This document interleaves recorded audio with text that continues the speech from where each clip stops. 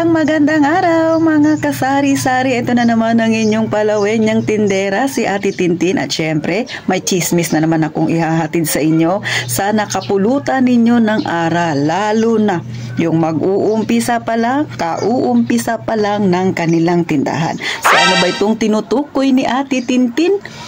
Pero bago ako mag-umpisa, syempre, hihingi muna ako ng isang pabor sa'yo. Mag-subscribe ka na sa akin, sisi, please lang. Pindutin mo ng button na yan. Wala namang bayad yan. Libre na yan, ha, mga kasari.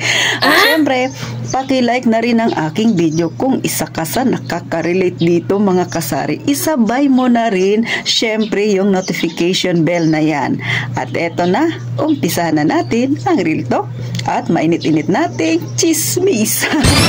Magandang araw mga kasari-sari. So, kumusta ang inyong tindahan? Okay na ba? Kumota na ba ang iba? Masaya ba ang araw ninyo mga kasari? O nalulungkot ka? Bakit? Maaga pa lang, pinuntahan ka na ng mangungutang dyan sa inyo at gustong mangutang ng bigas. At ang sabi pa niya, talaga namang konsensya ka, sisi, pautangin mo ako. Kung hindi mo ako pauutangin ng bigas, wala kaming sasaingin, wala kaming pagkain ngayon. Oh, nangyari na ba yan sa'yo? Yung problema nila, ikaw ang sasalo. Yung problema nila, parang gusto niya i-share sa iyo mga kasari. Pag hindi mo siya pinagbigyan, masama ka. Kasi wala silang kakainin ngayong tanghali. Sino sa mga tinderang kagaya ko ang nakaranas taas ang mga paa dyan? Paa, diba? O eto ha, mag-real talk tayo. Simpleng kwentuhan ito ha. Magchismisan tayo mga kasari. So pauna lang, hindi masama ang mangutang, hindi rin masama ang magpautang. Kaya lang, itong mga taong mga palautang na ito na hindi marunong magbayad, ito yung mga tao na pag nangutang sa'yo, kinukonsensya ka. Yung tipong dapat pumayag ka dahil nakakaawa sila.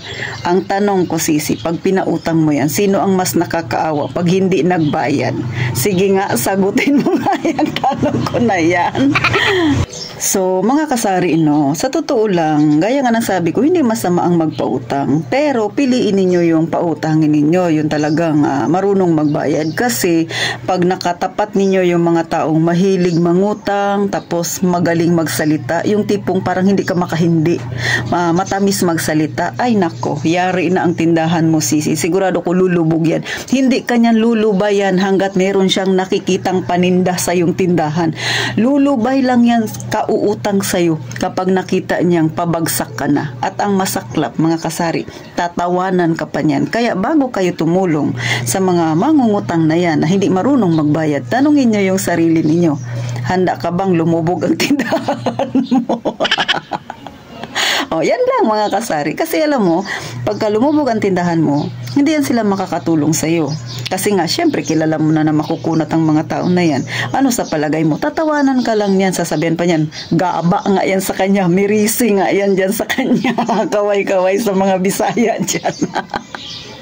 O, diba? O, sa Tagalog, sasabihan ka ng karma nga yan sa kanya. So, sila na yung hindi gumawa ng hindi mabuti sa'yo.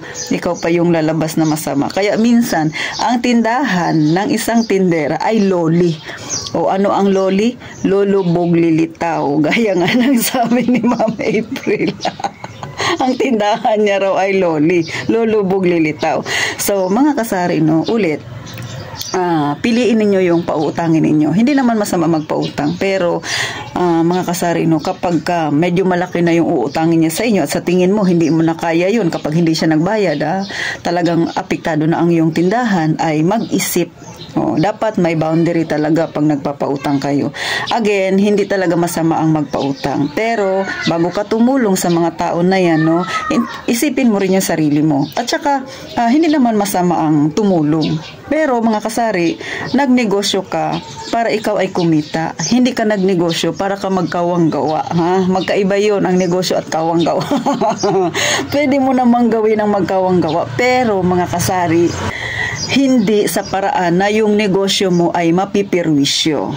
Ha, mga kasari, yan ang inyong laging tatandaan. Kasi pag napirwisyo ang inyong negosyo, mga kasari, lalo na kung yan lang ang inaasahan mo, ay ikaw ang kawawa. Sabi nga nila, no, yung mga mangungutang na yan ay hindi yan lulubay talaga. Hanggat meron niyang makukuha sa'yo, sige at sige yan, mga kasari. No? Kaya kailangan mapagmasid ka sa mga taong nandyan, mga customer mong laging pumupunta sa'yo, lalo na yung mahilig magchismis. Kasi nga, yung mga mahilig magchismis, no, una yan, kakausapin ka, kukunin ang loob mo, magkukwento-kwento sa'yo, sisiraan yung mga kapitbahay mo dyan, at syempre, palalabasin na ikaw ay mabango, ganyan mga kasari. Pagka nakuha niya na ang loob mo, pagka alam niya na pwede na siyang pumasok, diba? Doon sa sinasabi nating salitang utangan, mangungutang yan sa'yo. Ang problema kasi sa mga ganyang tao, pag hindi mo yan pinautang, ikaw rin, ichichismis ka rin yan doon sa kabilang tindahan. Sisiraan ka. Pinaka-worst na mangyayari kapag ikaw ay mahilig mag-comment sa kanyang mga binibitawang salita, ay babalik ta rin niya ang sitwasyon. So, ang mangyayari, ikaw ang sisiraan doon sa kabila, and then syempre, ikaw ang sasabihin niya na may sinasabi kang ganito against doon sa kausap niya, mga kasari. So, ang pinakamahirap niyan, baka magbaranggayan kayo. Kaya, lubayan ninyo yung mga ganyang klaseng tao, ganyang klaseng customer, no? Hindi sila kawalan sa yung tindahan. Mas mainam na hindi mabenta ang paninda mo kaysa ipautang mo na hindi naman babalik sa iyo yung tubo at saka yung puhunan. Oh, no! Mga kasari, ha. Kaya sa lahat ng mga nag-uumpisa pa lang ng kanilang tindahan or balak mag-umpisa ng tindahan, realidad yan ng isang may tindahan. O baka may magsabi, at Tintin, panay problema ng tindahan yung tinatapik mo. Normal. Nagbibigay ako ng babala sa mga balak mag-umpisa ng kanilang tindahan. Para pagka nangyari yan sa'yo or may nagpaparamdam na sa inyo na mangungutang, tapos bago ka sa ganitong larangan, ay alam mo na ang gagawin mo, sisi. May idea ka na dahil napakinggan mo na yung mga chinismis ko. So, alam niyo mga kasari, itong vlog ni Ate Tintin, itong channel ko, ginawa ko ito para talaga sa mga kagaya kong may tindahan, no? Tatalakayin natin yung iba't ibang problema na kinakaharap nating mga tindera. Hindi tayo mag-plastic-plastic dito kasi gusto ko mabigyan ng babala yung iba na gustong pasukin yung ganitong larangan. Talagang ganyan ang problema na kinakaharap ng isang tindera. Kaya habang hindi ka pa nakakaroon ng tindahan, nanonood ka sa akin, alam mo na ang gagawin mo para hindi ka mabigla sa mangyayari sa'yo. So, paano mga kasari? Sana nakapulutan ninyo ng aral. Gaya ng sabi ko nga, damputin ninyo yung sa tingin nyo ay tama. Huwag ninyong gayahin yung mali. Kasi ito, inilalarawan ko lang ang buhay ng isang tunay na tindera. So, paano? Magkita tayo muli sa susunod na video ni Ate Tintin. Huwag kalimutang mag-subscribe. At syempre pa, mag-iingat tayong palagi, mga kasari.